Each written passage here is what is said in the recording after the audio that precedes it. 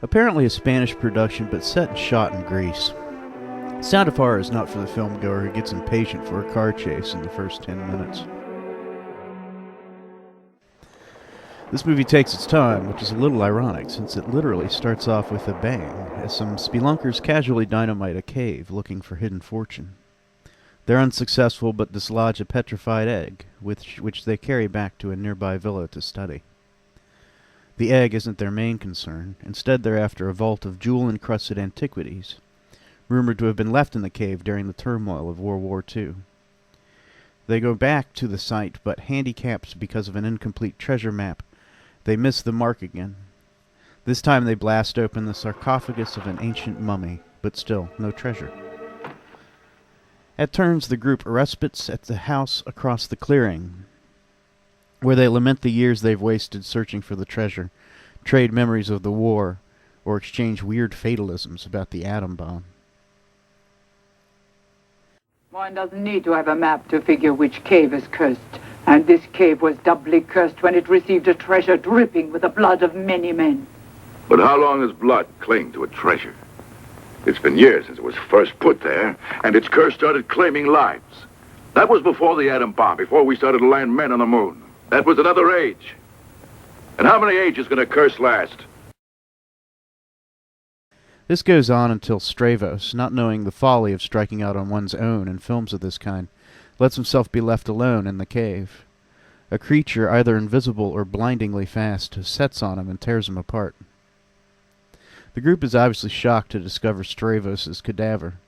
At first they suspect a wild animal, or maybe foul play perpetrated by local villagers, who feel the valley surrounding the cave is haunted.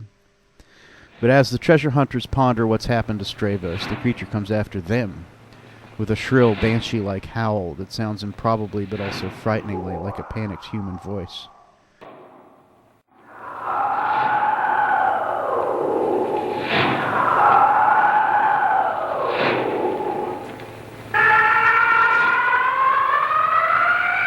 Come on!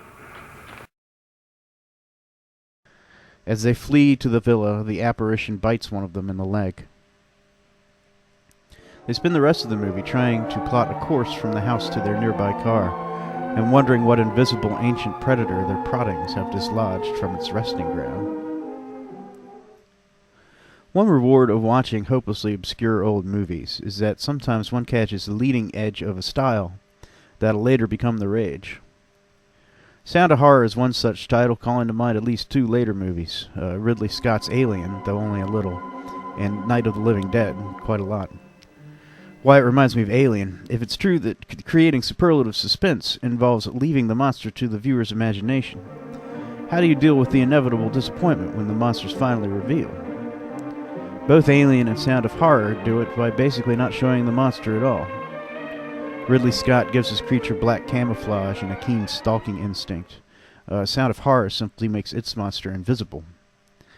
This latter trick, which after all is pretty easy for a writer to come by, is made more effective by the unnerving cry the creature gives as it closes with its prey. The movie's occasional genuinely suspenseful scenes are also helped along by the slow but determined pacing and by the movie's claustrophobic settings. Almost all of it takes place in the besieged villa. We alternately share the characters' paranoia as they pass by unsecured doors and windows, and curse them as they foolishly wander from the group or outside, with invariably unfortunate results. This, of course, is just the dynamic that drives Night of the Living Dead, which became a classic just 4 years later by turning a picturesque farmhouse into a place of bloody siege. Many who bothered to think about it on this level consider Night of the Living Dead, an American film, to be a vague stand-in for Vietnam-era anxieties. Sound of Horror comes up with another way to interpret the image of the homestead, usually a final refuge, as a place under threat. What I really don't like is being locked up in here. Somebody is going to press a button. And when the lunatic does, everybody will be living in caves with death outside waiting for them. Come on. You're feeling too pessimistic, huh? Yes, I feel ashamed to be afraid like this. Here's nothing to be ashamed of. It can be overcome. But I'm unable to fight whatever it is, and it makes me feel so helpless. This is the moment when Sound of Horror tells its moral. Here are the two major wars of the time contrasted: World War II with its legends of valor, struggle, and righteous causes, a war the movie's older men all helped wage, versus the Cold War, fought in the abstract with no role for citizens on either side, except to huddle in their homes when told the end was coming. The movie actually gives me a new take on Romero's Night, as a way of imagining the post-nuclear war experience. It's easy to interpret the zombies as a stand-in for that spreading fallout cloud you used to see in the duck and cover newsreels, the ones that leaks from obliterated cities, and finally, inexorably, swallows the countryside too.